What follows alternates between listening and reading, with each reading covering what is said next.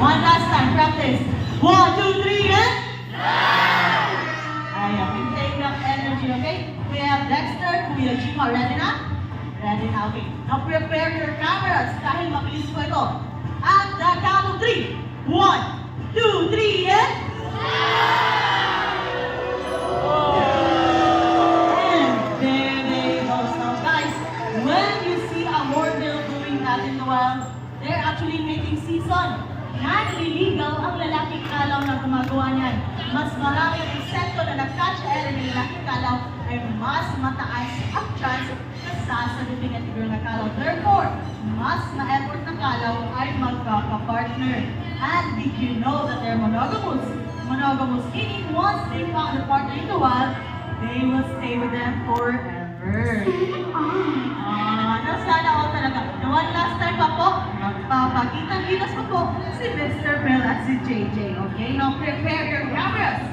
At the count of 3. 1, 2, 3, and...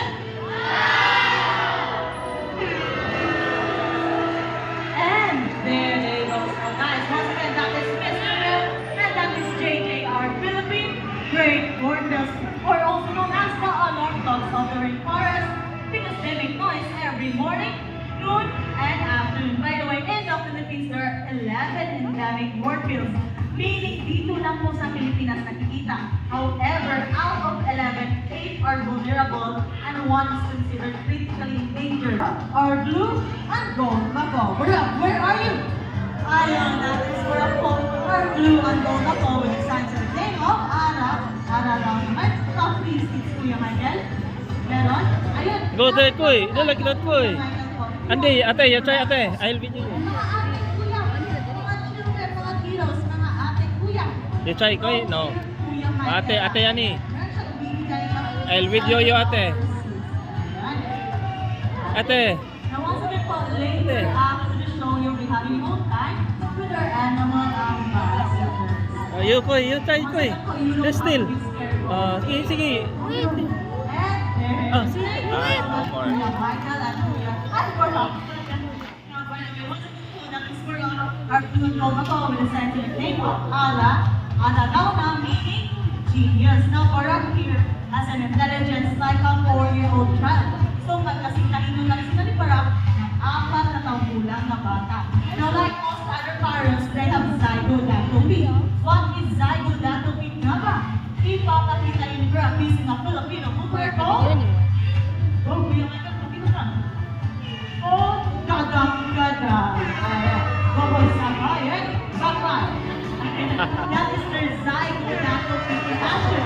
2 toes facing forward and 2 toes facing backwards. That's why they're able to grab 80 things. And there he goes. Thank you so much, Cora. Wala bang pa-appear dyan, Kuya Michael? Ayun, okay. How about kiss? Kiss, Barack, kiss! Oh, wala sa siya.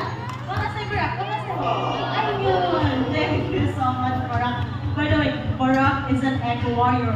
Sino nga ba sa inyo ang nag-segregate ng kanilang basura? Who segregates their waste? Units, Kuy. Nag-segregate sa dalawa. Ala, tatlo lang.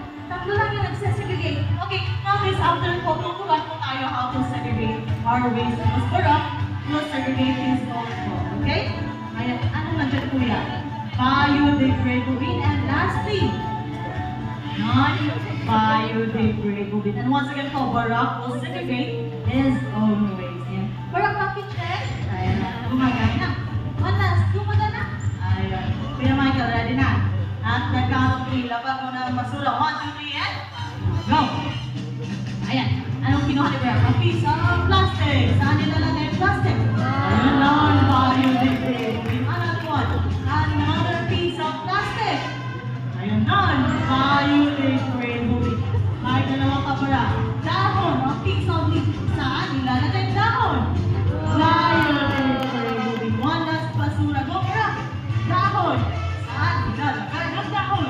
And there it goes. Biodegradable.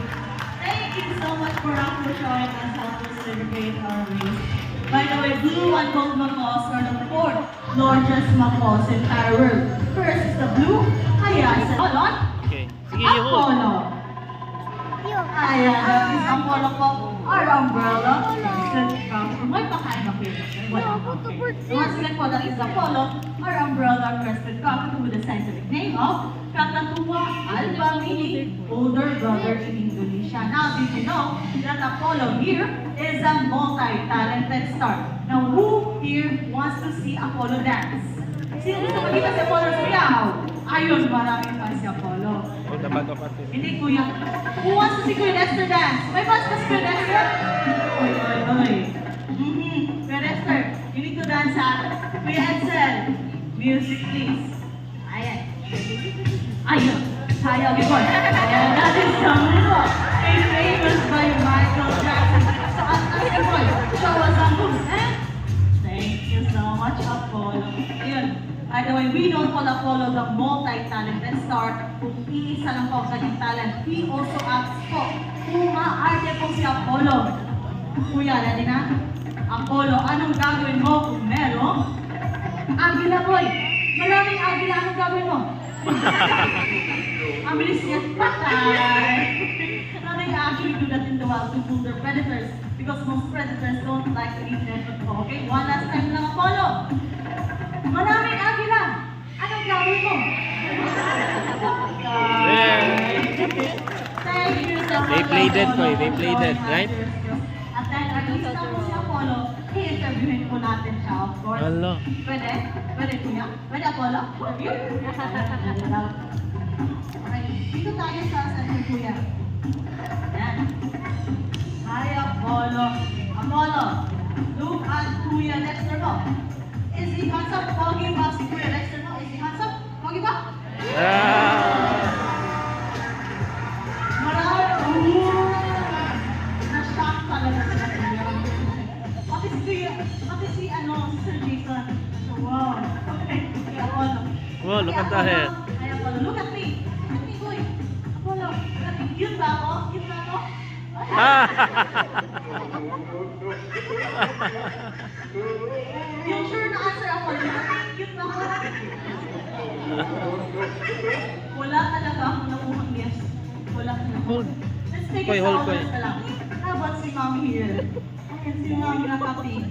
Is she beautiful? Look at Mom. Is she beautiful? Maganda ba si Mom? Ah! Okay, let's take it another. Si Mom there. Grabe pagka-train. Part two. Ayan, is she beautiful? Maganda ba si Mom? Look at Mom. Is she beautiful? Ah! Ayun. Hindi sila na, okay? How about sa boys? Ayan si Sir. Sir na naka-red. Is he handsome? Pogi ba? Look at Sir. Pogi ba? Pogi ba? Ah!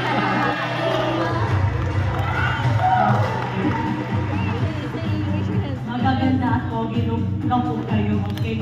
One last na lang. One last na Apollo. Yung sure na answer ha. Look at Ate Soy. Is she beautiful? Maganda ba si Ate Soy? Nasa center. Maganda ba?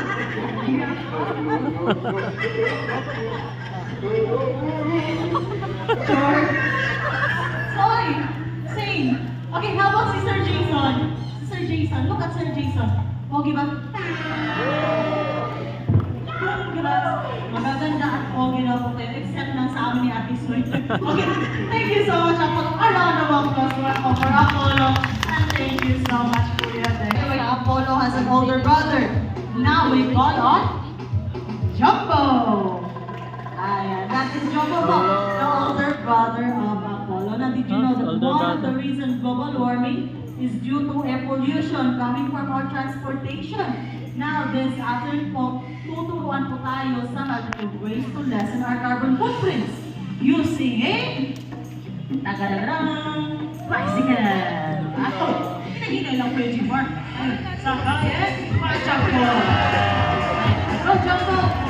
Ayun na, ang first placer. Mukhang need yun ang community 40 kuya. And para thank you so much, Jumbo. Now, sa mga hindi po marunong mag-bike, tuturuan din po tayo how to ride the scooter. Alam ko eh. Ilan ka tayo scooter? Ada Verdosin. Abot yan eh.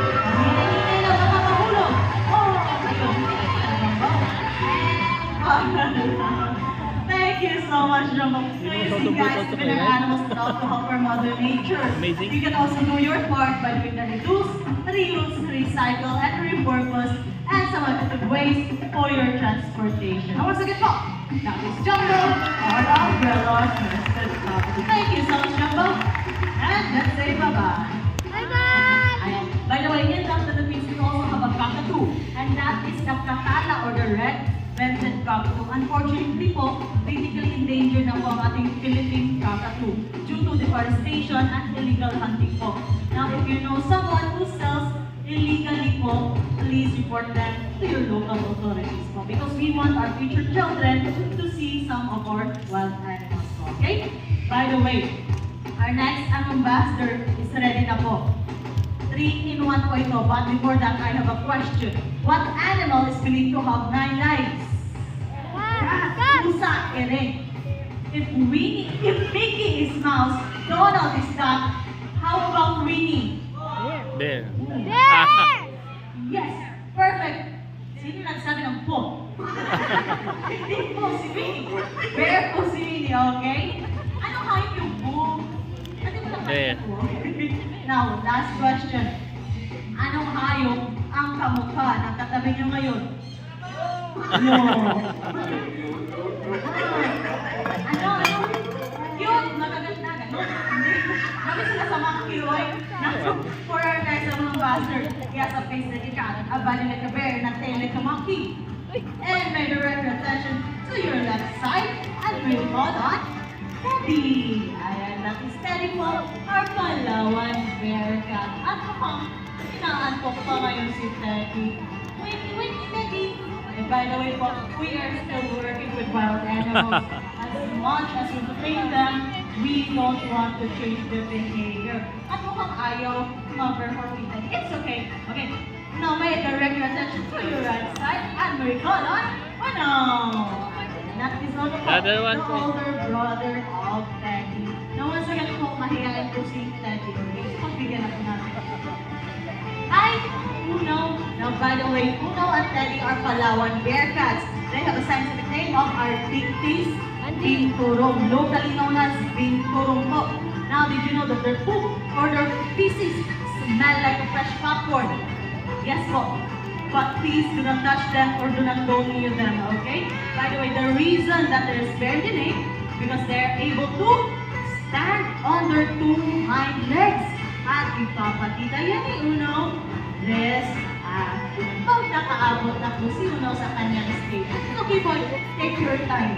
Now once again po, we are still working with wild animals as much as we train them. We don't want to change the behavior, okay? And this after po, Uno will show us this 2 hind legs in action. And there he goes. Thank you so much, Uno. Now, by the way po, omnivores po ating mga Palawan Bearcats. Kumakain sila ng gulay, prutas, at karne. But this afternoon, anong pinapakain Sis ko Ate. Kuya Michael? Ipakita mo. Ayun, ano yan? Saging.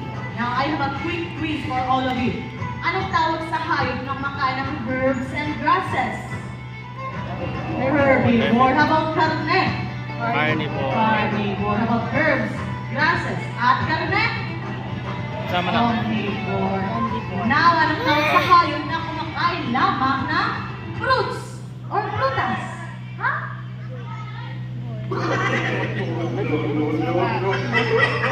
Huwag po kayo magkikasabi mo. Hindi po nasala.